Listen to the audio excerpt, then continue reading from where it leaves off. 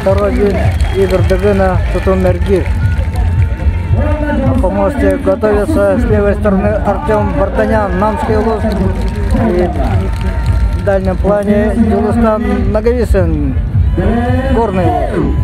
Так, время пошло, за 2 минуты, сколько сможет, должны крутиться, и при скручивании вертушка, якутская вертушка, это называется на русском языке, и при скручивании они не должны касаться третьей точки, то есть ни затылком, ни плечом, ну и ногами. При касании судьи вот внимательно следят за этим и останавливают спортсмена, если будет касание. Но спортсмены уже подготовленные, сейчас они уже знают, кто сколько примерно крутится, и рекордсменом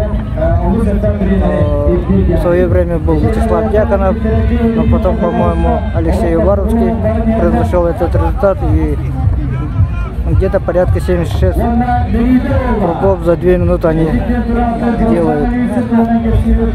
Сейчас пока Артем Варданян быстрее делает якутскую вертушку, чем Дилустан Наговицын.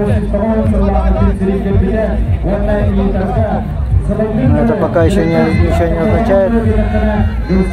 На последних секундах бывает, что спортсмен замедляется. О, Дилустан Наговицын, к сожалению, упал, и его результат будет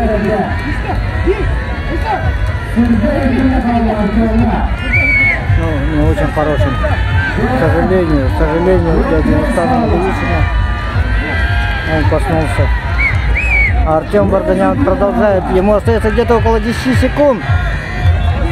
И Артем делает 5 секунд остается. Народ поддерживает Артема, потому что они знают, что это последнее выступление на играх Дагына. Артем Варданян.